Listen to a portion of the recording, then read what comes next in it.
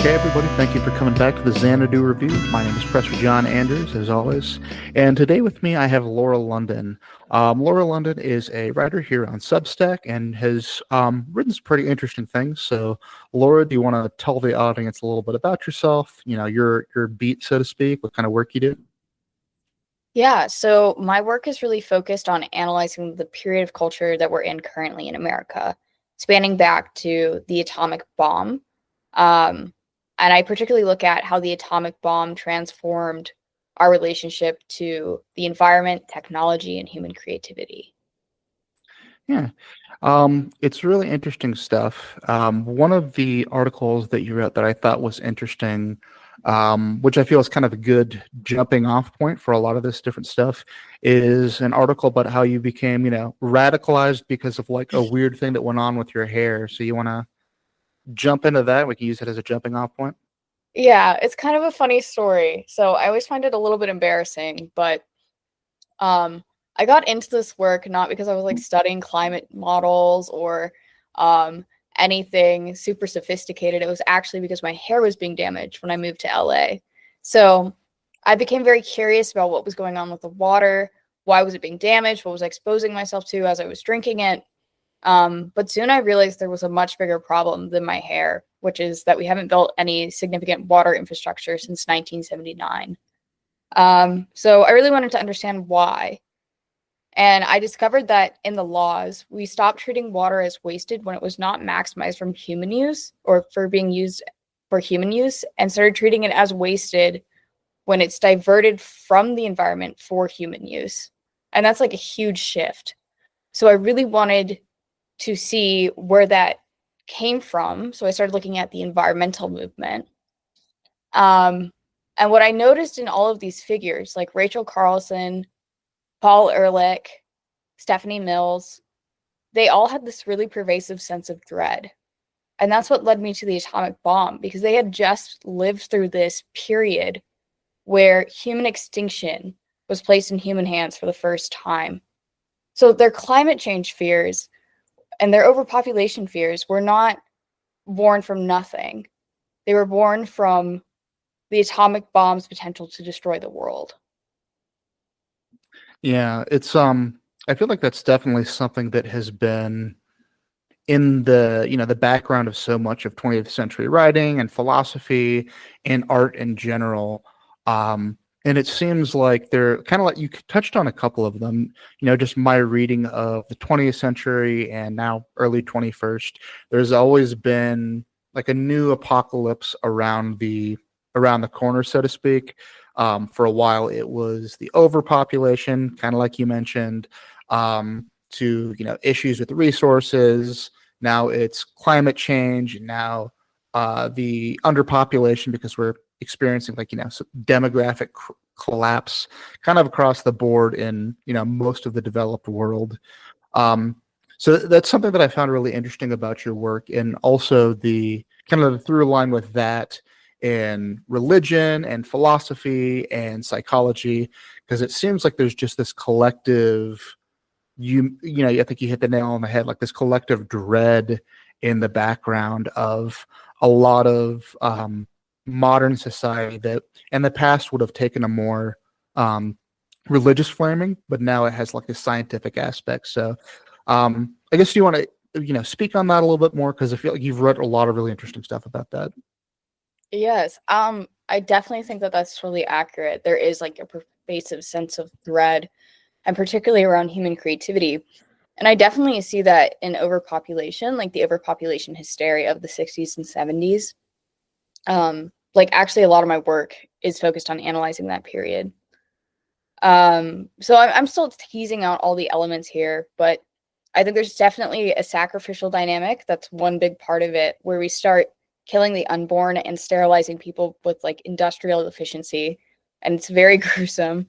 By some research that I've seen, we actually force sterilization upon, we force sterilization upon nearly 1 billion people combined with the amount that we killed who were unborn, which is Mhm. huge numbers.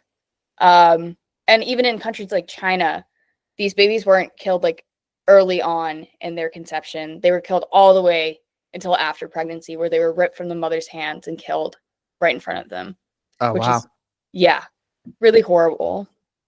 But I think there's a really deep connection here to the overpopulation movement and to the fear of climate change, where if you think about it, the overpopulation hysteria is really grounded in this fear of human creativity at its most base nature, which is procreation.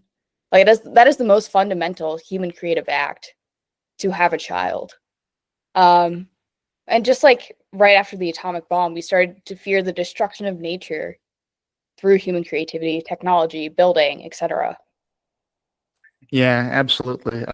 There's been a piece that I've been kind of toying around with for a while that it's a really difficult thing to talk about sometimes because there's just so much to say, and B, it's hard not to go into apocalyptic language or thinking, because on one hand, like, it feels, there are some very real issues with environmentalism, like, just right off the top of my head, not even touching the discussion around climate change, like, the issues of topsoil, or you're talking about water rights and stuff like that. This could become, and almost definitely will become, a really salient thing within our lifetime.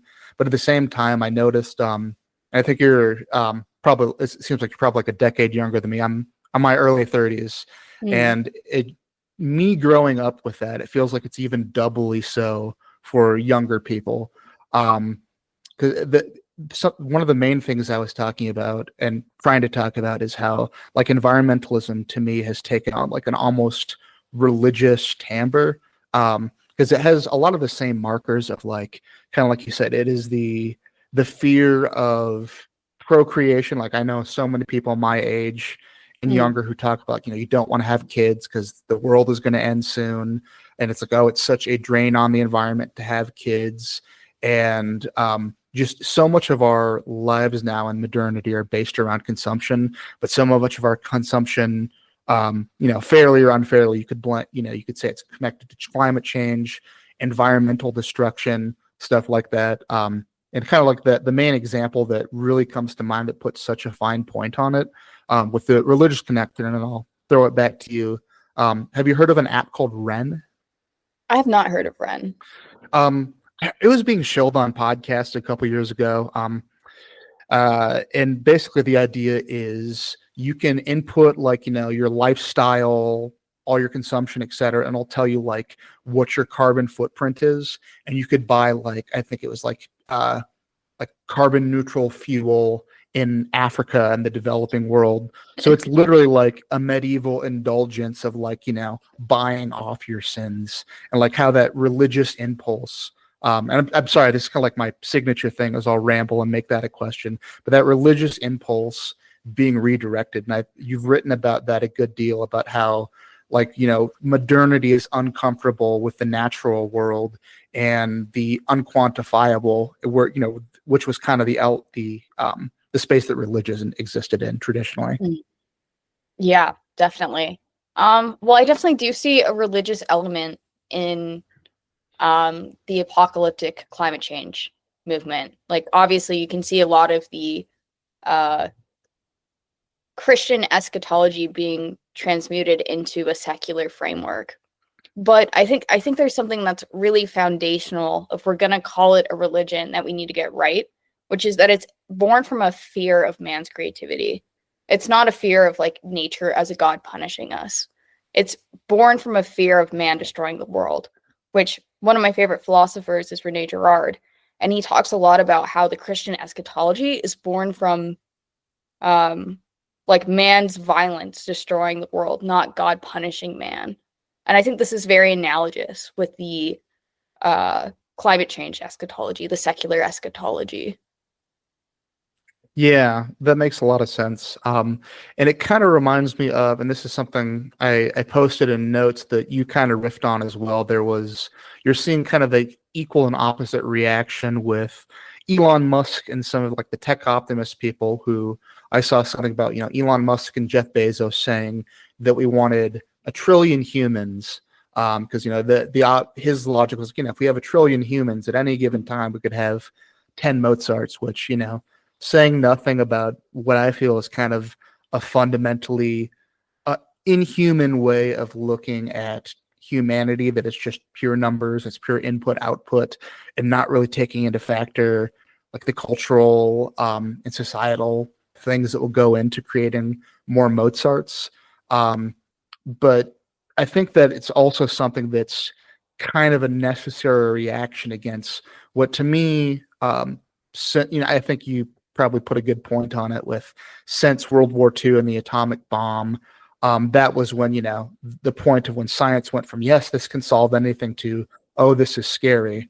Mm. So do you see some kind of path forward between those two views, or are you kind of more pro a trillion humans? Not literally, but, in that worldview. Oh, I mean, I do think underpopulation is a real problem, and I don't mean to like limit that, but I think that the most important thing that we get right is understanding the dynamic between nature and civilization, right? So the only reason we build civilization at all is to put up walls against nature. We build civilization in order to contain both human nature and nature itself. And our society in many places is falling short of this aim. And we've like kind of stopped building civilization. I saw this in my research on infrastructure. A lot of our infrastructure in California is just crumbling because we haven't maintained it and we haven't built it for the better half of this past century. So I think it's really important that we have a clear view of nature. And I do believe that if we have a clear and accurate view of nature, we will build civilization, because we'll understand that it's not this beautiful, harmonious thing. It's something that we need to protect ourselves against. Sure. I guess, what do you see is really holding us back in that sense? Since, the counter argument could be like, it's just a lack of funding and a lack of maintenance. So do you see it as more of like a philosophical thing that's underpinning this lack of infrastructure? Because that's all over the place. Even like, I work in the tech world, and like our infrastructure, even for that, is, just absolute dog shit. I think it's definitely going to vary depending on whatever particular issue it is. When it comes to California and our water supply, I absolutely think it's a philosophical shift. And I think more particularly it rises from decadence. So there's many ways that you can look at decadence, right? The one that I tend to ascribe to is the view of Camille Paglia, where decadence emerges as a result of alienation from nature, particularly nature's barbarity, right? So that is what leads us to stop building those walls, because we stop feeling the intense fear of nature because we are now alienated from it. And that's exactly how nature creeps back in. That's how we get like scarcity in our water supply in California and things like that. So I think it's more of a problem of philosophy rather than just allocation, because that seems to be the Yes. more prominent attitude I see more from like, leftist type people. Well, if I'm going to talk about allocation, right? For example, in California, we dedicated $14 billion to the building of new infrastructure, and nothing has been built. So the reason for this is there's particular policies that are obstructing the building of that infrastructure. And yes, you could change the policies, but I think in order for the attitude to change, where those policies are changed so that we can build that infrastructure, we need a proper view of nature so that we can understand why it's so critical and important to build it in the first place. Sure. So what is the proper view of nature to you? Definitely that it's not something that is harmonious. It's red, blood, tooth, and claw. We need civilization, absolutely, as human beings. And it's kind of an oppositional figure to human beings as well, especially human beings in civilization. So kind of returning to that pioneer spirit of America, pretty much. Yes, absolutely. Yeah. Well, I think that's an interesting framing device, because I know you write a lot about modernity in kind of a way that's pretty critical. So I'm curious, like, what is because being against modernity is honest, kind of ironically perennial, since you can go back all the way to Socrates decrying like, oh, there shouldn't be writing because nobody will want to talk anymore. So, but that having been said, I kind of think of it as a dialectic between tradition and change that is Mm. happening naturally. So, all that to say, like, what do you think, what's good about modernity, what's bad, and like, what do we need to return to? So I actually don't agree with any philosophy that's returnist. Um, Okay. so I think if anything, like we do need to return to a view of nature that is proper, but this is a part of all civilizations that have either been on rise or peak periods Hmm. um, throughout all of Western history. Um, I would say what I'm actually against is decadence, and I'm very critical towards mainstream narratives around how reality is like constructed. Because I think that they miss a lot of what is true. But I would say like I also criticize the progress narrative, particularly because most of the people that I was around in the past few years were progress returnists who wanted to get back to the modernist ethos. I've recently realized that the modernist ethos, as you just find it as a pioneer spirit, was actually one of the most recent times in American history where we were on a rise period in our civilization and we were still building those walls. So I think it kind of misses the forest for the trees to be a returnist, um, when it's actually like there's a fundamental element here that's common to all of Western civilizations. Sure. And that makes sense because I know you've also written about like there's the debate between like the progressive or what you sometimes call like Whig history uh, view of history versus the cyclical nature. And it sounds like you're more so on the cyclical side. Yeah, I definitely agree with the Mm. cyclical side. I don't think that the progress narrative is necessarily born out of reality. Like if you look at the origins of the idea of progress, it's clearly tied to trying to free itself from the tradition of the church. And yet they kind of just secularize a lot of the Christian teachings, like, for example, providence. That was definitely replaced by the idea of progress, where instead of God holding the future in his hands, man does now. Um, through being able to perfect history towards utopia through reason and innovation, science and technology.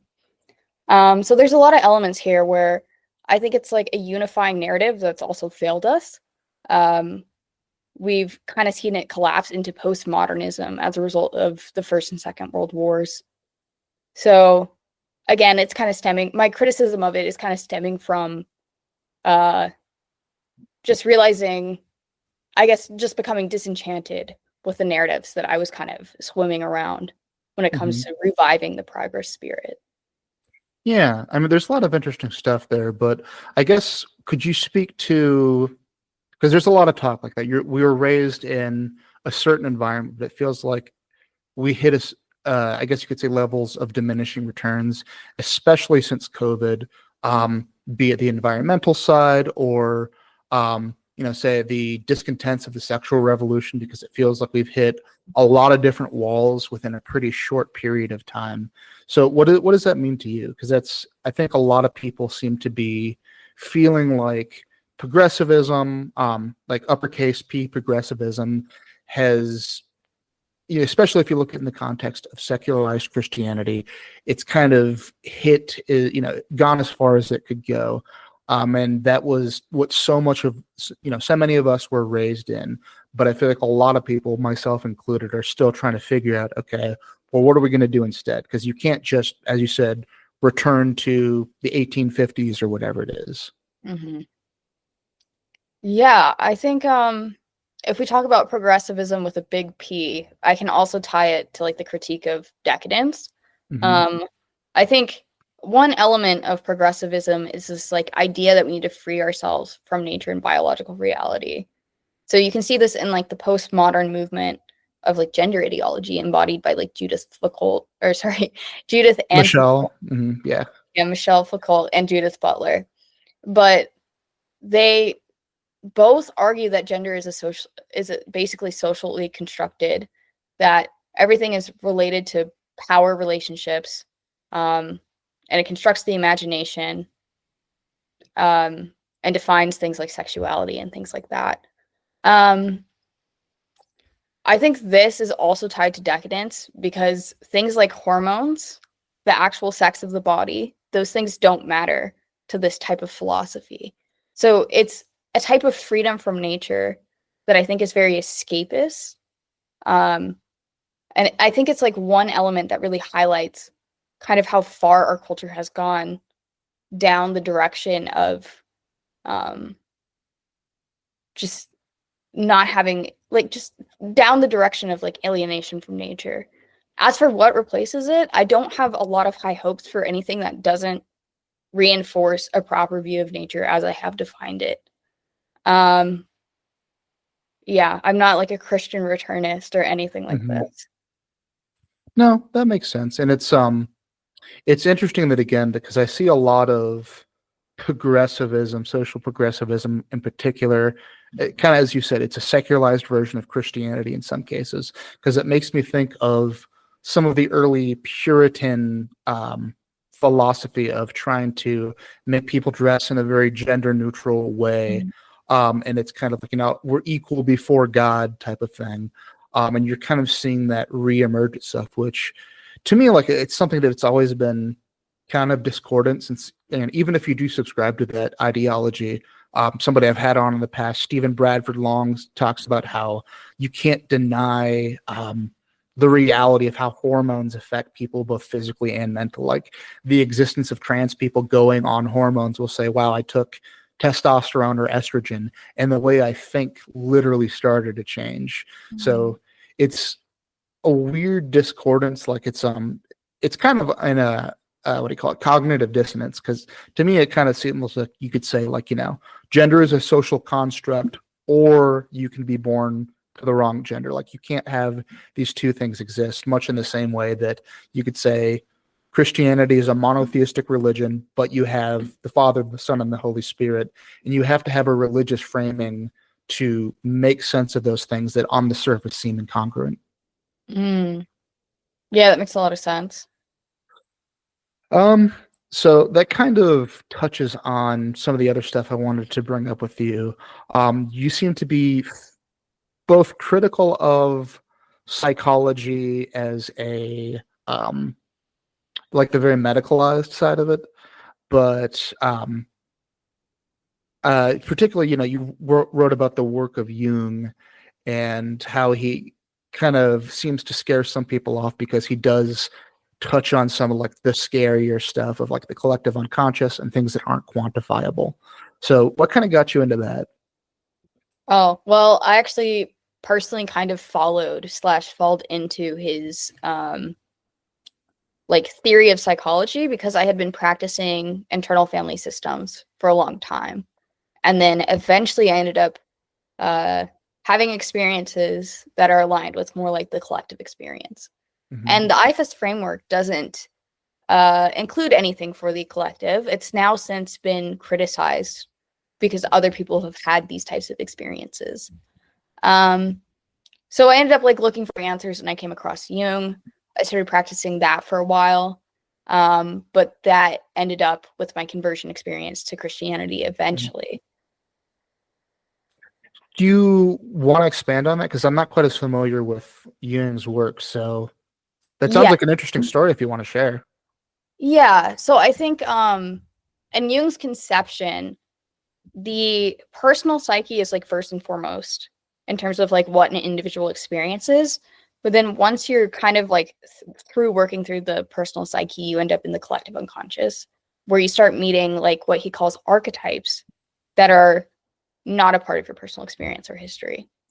So the IFAS framework is really good for working through those personal experiences, but it doesn't have a framework for the collective experiences. Um, I would say what caused me to become very skeptical with it is I had very negative experiences with these archetypes in terms of like, I didn't end up having experiences of healing through interacting with them. I just ended up confused. I ended up feeling worse off had I had never had those experiences. Um, and it wasn't necessarily my skepticism that led me into the church. There was a lot of other things. For example, I was reading Jung And he really argues that like Western people need to commit themselves to Christ because it's the religious framework that their culture is familiar with, that leads them towards God, because he's a perennialist. And I think I found that very interesting. And I was reading something else that was talking about why Christianity was important. And I ended up coming to the church for those reasons. But soon after, I realized that Jung's psychology is very divergent from what the gospel teaches. And I ended up giving that up. Okay, that makes sense. Do you want to expand on that a little bit more? Because it's something that I find interesting, that I see the younger generation, Gen Z, who are returning to religion in a way, and not even Gen Z. There seems to be a moment right now. I have a friend who's older than me, the Gen X generation, who, like, for so long, deconstruction of religion and Christianity, it was just kind of letter of the law of the day. That's what was in the zeitgeist. But there seems to be this return to religion and Christianity in particular right now, which to me, like, in some ways, like, I understand where it's coming from, or at least I think I do. I'm not a Christian, but I was raised in the faith. That there's so much uncertainty that I feel like there is certainty that comes with religion. So, but at the same time, like, when I was, in my teens and early 20s, to be openly religious was like a death blow to cool. But now I see, like, like Gen Z, Zoomer streamers who are openly religious. So, I'm not like anti-religious really, and I'm becoming more and more open to it as I get older. But it seems to be like a strange, that people talk about the vibe shift all the time. And I'm curious to see what it's like to experience that. I would say that my personal case was very different from like maybe the main, I guess, I don't know, it's going to be individual for all people. But because I had been engaged with these psychological practices, I had personal experiences that led me towards the truth of who God is and where he is. That was undeniable. I think few people will have those types of experiences because they don't expose themselves to it through these types of basically, I mean, like, I can say, like, Jung adapted a lot of occult practices into his psychology. When you're a Christian, you understand that that's something that you don't want to mess with because it's not from God.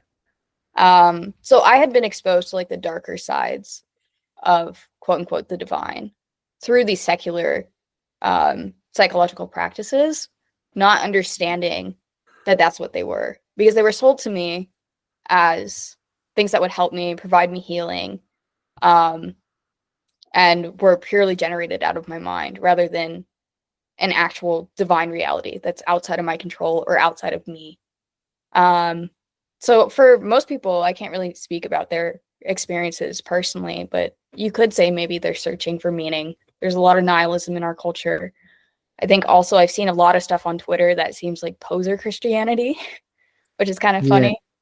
But now with the revival of like Trumpism, I think like posing as a Christian is cool, which I'm not a big fan of, but Yeah, I've kind of noticed that too. It feels like, how do I want to put it? Like, red pill Christianity or something. It feels like there's a lot of like guys who were mad at, like, wokeness and stuff like that. So they just wanted that archetype to lean into and feel like they had some kind of power and control. It seems like a lot of the times those type of people don't really have a lot of depth to their faith.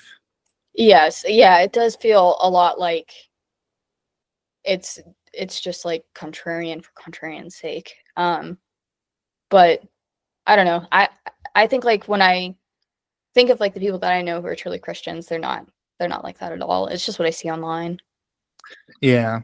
Well, there does seem to be, and again, it's just this interesting moment in culture where, and especially I see that maybe for the younger generations, I've seen people talk about how for so long, basically since, arguably since the 60s, but it's been really just like the complete culturally dominant strain to like shit on Christians and Christianity. And at a certain point, like, what are you rebelling against? I remember seeing something. It was within the last couple of years. It was like, some TV show or movie that had like the mega church, what do they call it? Televangelist as a villain, like as if that is a really strong element that still exists in American culture, and Mm. if something that has kind of been on the way out for quite a while. Yeah, no, I get it. There's like the tradition has been kind of like eliminated at this point. I think like Camille Paglia talks about this a lot, where she's like, well, there's nothing for the young people to even rebel against anymore, which is kind of funny. Yeah, I mean that was the joke back in for a while ago. We'd all be like, oh, I'm so scared that my kids will like become Republican Christians to rebel against me. And now we're literally seeing that, because I saw like Gen Z has like significantly shifted to the right, because at a certain point, if it's rebellion for rebellion's sake, then there is something, whatever. If you want to be against like LGBT or liberalism, that's what's kind of dominant and pervasive in the culture, and you have to have something that's more than just being rebellious for its own sake, because that's kind of a self-defeating narrative. Mm, yeah, definitely. So kind of on that note, um, you write a lot about like spirituality and modernity, and specifically talking about like science versus scientism. And I was wondering, like, where do you draw the line? Because obviously there's a lot of good things that come with scientific progress, but particularly I found it interesting that you wrote about separating, Jungianism or some of these psychological aspects that people aren't comfortable dealing with. And sometimes to me, it feels like there's good aspects to psychology or the scientific method, but it feels like um, sometimes it's because people are not comfortable dealing with things that are outside of the quantifiable, if that makes sense. Yeah, absolutely. I think that's part of it, but I think also it might just be that they hear um, that Jung is not someone to respect because he was mystical or whatever. And this actually kind of stems from um, basically his relationship with Freud when it fractured. Freud started um, ruining Jung's reputation essentially and calling him a mystic, non-scientific. And it was essentially because he deviated from his theory, not because he was actually not doing science. And I think the issue with scientism is that it's not that like scientific progress is bad. Like it would be amazing if we solved cancer or we cured any number of diseases. That I'm totally pro. The problem with scientism is when we start treating scientific evidence as if it can tell us metaphysical truths that it just can't. So if you like look at evolution, for example, there's actually a huge debate for like many, many years between like the theorists of evolution on whether or not providence was a part of it or not. And it was never like fully resolved. But now we have this like huge argument between creationists and the evolutionist people or evolutionary theory people who like are all going like head to head with each other. But both are like they require a leap of faith because the evidence on either side doesn't necessarily agree with them. Um, like it's just like a purely metaphysical claim that doesn't arise from the scientific evidence. So I think having a little bit more epistemic humility is pretty important. We don't need to drive our heads into walls over these types of things. Sure. And it's funny that you say that, because um, in my younger days as a teen, like I was raised in a very Christian household, and like many young, very Christian teens of the era, I went through like my edgy atheist phase, and people like, Richard Dawkins or what's his face, Sam Harris, were very strongly like, religion is just this inherently destructive thing. It holds back scientific innovation. Or, Carl Sagan famously would talk about how, the Dark Ages were this horrible time, this hole in human creativity, and religion held everybody back. When you dig a little bit more into it, you find that that was the whole, like, for example, the bias against the Dark Ages was this Renaissance era bias that they had, that they carried over, when reality, the church was basically what was keeping science and literacy alive at the time. And in addition, if you look at the beginning of the scientific movement, I don't think Darwin was necessarily included in this, No. but there was not this bifurcation of here's the science, quote unquote, and here's religion. It was the idea of like, the more you can understand the natural world, the more you can understand the mind of God. And I would be interested to see if there can be some kind of return to that, because to backtrack a little bit to the beginning of the conversation, it makes me think about how there's a mental exercise I sometimes do. If you'll read a news story or various articles that'll come out, so like XYZ according to the science, scientists say ABC. I'll just sometimes mentally substitute, instead of the science, big S, the church, or according to scientists, to the priests, because kind of as you mentioned, they're requiring a similar leap of faith and trusting science as an institution rather than a process. Yeah, absolutely. I think like it's a little bit even worse when it comes to like science. Science says XYZ, because when it comes to like these articles, they tend to just find like one study.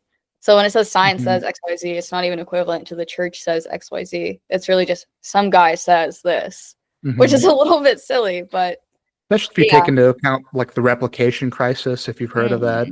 For the audience who hasn't, basically there's a crisis in like the scientific literature world, because they moved away from replication to have like another independent study replicate your findings, and move towards like the peer-reviewed journal, which has become like the typical like I fucking love science, guys. Like, oh, do you have a peer-reviewed journal to back up what you said? Like, and to me it has like the exact same energy as me growing up in the church, and well, you can't do this because this Bible verse says that, irrespective of context. Yeah, I think it's very dogmatic. I don't think science properly should be dogmatic, especially because the scientific method was not designed to create dogma. So I think that's the main issue with it. Kind of the opposite, really. Yeah, exactly. Scientific inquiry, not dogma. Yeah, science can never be settled, really, for the most part, by the very nature of the scientific method. But that kind of leads into kind of getting the end of what I wanted to talk to you about, since kind of building on talking about Christianity. And again, in the area that I grew up in, it was very passe, and it was seen as a very regressive force. Like, again, that was if I remember, I don't know if you ever saw I think it was Fox actually that did a reboot of Carl Sagan's Cosmos a couple years. It was like probably a decade ago. That had Neil deGrasse Tyson. I don't think I saw it. It's a very interesting thing that, especially with the nature of your writing, I would watch like one episode just because it's very interesting to see the perspective of science taking on almost a religious timbre, because they have these morality tales where it will show like, Thomas Hobbes or somebody like that. But the idea was always that science is just this neutral force that exists somewhere out there, like in figurative ivory towers, that's holding down women and doing XYZ. Or I would say in reality, for my understanding of history, like pretty much any time that Christianity went to a previously pagan place, women's welfare would typically get better, and women's welfare and women's movements, in addition to the scientific movement, they evolved pretty in tandem with Christianity. The same thing with civil rights movements. But it's one of those things where like the more you learn, the more you understand that there's a lot more nuance to that. So all that to say, you talk about Christianity being something that's kind of unique in history and unique in philosophy, as opposed to what was kind of the milieu of like the 20th and early 21st century of Christianity is the default, it's boring, it's repressive, etc. So I'm wondering your thoughts on that, and kind of, again, how you came to it, since again, in some ways it's really interesting to me, but it's also just a culture shock to see. Yeah, I think again, it just comes down to personal experience. More than anything, I've had very unique personal experiences. But I guess like the intellectual influence for me was reading Rene Girard and Camille Paglia's work. Because through both of these works, I started to understand Christianity as philosophically unique, as you point to. It's a very different religion. I would say there's the claim that religion is oppressive kind of misses a lot of the aspects of ancient religion. Camille Paglia's view of religion itself is more that it's like a container on human nature rather than that it oppresses human nature altogether. And her reason for this is because she looked back in prehistory at pagan religions and like more towards like the Greek and the Indian and the etc., like all the ancient civilizations. And if you look at a lot of their rituals, they're not oppressing human nature. They're kind of letting it roam free within contained situations. So typically temples. So for example, there's the Dionysian worship ritual in ancient Greek civilization where they would either tear apart like a live human or a live horse, like bone by bone until it was dismembered. Or there's like the many orgy festivals of many other pagan religions. And so Camille Paglia actually takes the view that Christianity is oppressive because it doesn't allow for the freedom of expression of these types of what she considers natural human rituals. So she's kind of anti-Christian in that regard. But that also points to the Christian uniqueness, right? So if you take the Christian message of as true rather than one among many, then it allows for the understanding that it's not the force of will that the church imposes on us so that we're better people, right? The reason why we give up sin is so that we can become more like God through his grace. And in this view, the reason why we give up sin is not just to oppress our nature or to keep a container on social behaviors. It's to heal fundamentally. And that's the meaning of salvation in the original Latin. And the idea is essentially that we become more like God and more like he created us to be before the fall. So I guess there's been a lot of reasons why I've come to see the Christian tradition as philosophically unique. No, that makes sense. And it's something I've kind of come to with Christianity, or like the idea of traditionalism in general, which seems to be making somewhat of a comeback since kind of the way that I see it is, I've heard traditionalism described as the collective troubleshooting of human civilization. Like, okay, you can have, for example, sexuality needs to have pretty much everybody other than like complete sexual libertines say, okay, there needs to be some limits on it. Obviously you want, you don't want things like pedophilia or rape or anything like that.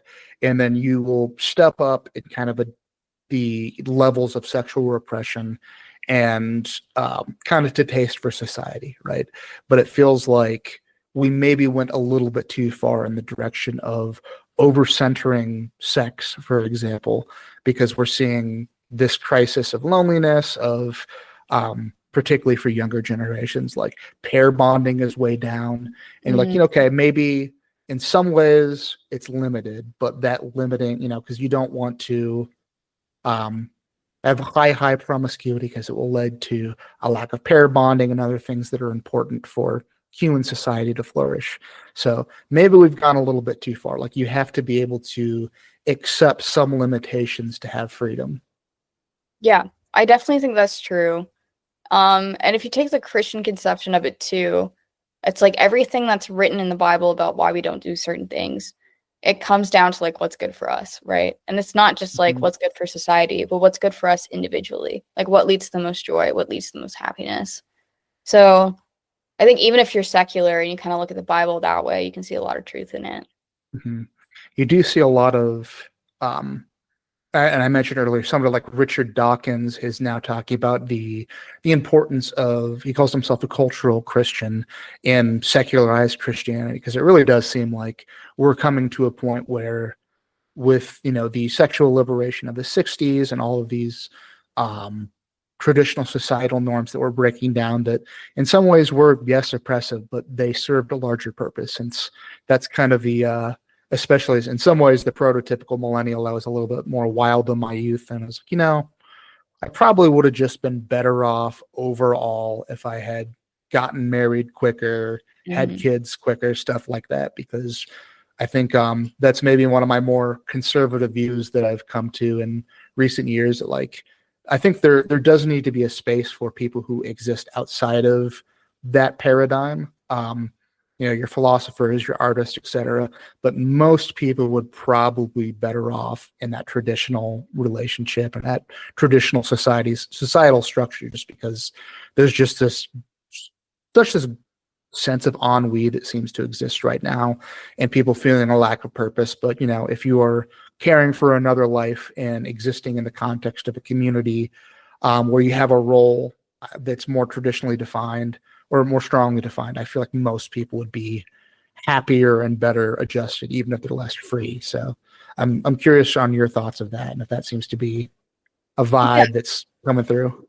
I definitely think that if you look at like periods of decadence throughout Western civilization, what you find is a lot of solipsism. So, kind of as a result of this, a lot of social bonds start to disintegrate. So, less people get married, less people um, like identify, particularly with like being a mother or father or whatever. And I think that does lead to a lot of anxiety and depression. Um, and I think like we are made to be in community as well, of course. Um, do you see a way back from that? Do you think we can return to that, or is it just the material conditions of modernity and technology are just too alienating? Again, I think it's really just about the proper vision of nature. I mean, you don't want to have to rely on nature to like show us its truth in order to like get back to a vision of nature that's proper, because that's just awful. Like, it has to be some terrible earthquake, it would have to be some terrible volcano, something like that, or like A even world an war, awful for war. example. Hmm. Yeah. So I think like my hope lies within like revival in the arts, revival in philosophy towards um a view that like gets us away from this like decadent uh state that we're in. Well, that's I think that's definitely a good positive vision. So we're kind of coming to the end of the time that we have for today. So last two questions I always have are, first and foremost, do you have anything coming up? Any other articles or podcasts that you want to plug to have people look out for? Yeah, I think I will have an essay on um I think I call it the last stand of the Western spirit, and it's basically about how the Freudian schism redefined human nature within the context of like World War I and the philosophy of the time. Hmm, that sounds interesting. I will be sure to keep an eye out for it. So, my final question that I always end on, since we kind of went back and forth on the doom and gloom and positive visions for the future, what is something that makes you feel hopeful and positive for the future? Mm. Or if you don't have anything, what would? I always have It's that a as an addendum. good question. I think I don't really feel I feel kind of ambivalent. I think we could go either way. So I don't focus on like the gloom aspects, and I don't focus on the Mhm. super positive ones either. So like in my own life, I want to have kids. I'm positive Mhm. about that. But when it comes to like the macro stuff, I don't really have a clear vision of what's going to happen. Well, fair answer. Well, Laura, I appreciate you coming on, and this has been a lot of fun. Yeah, it was great. Thanks for having me. Thanks a lot.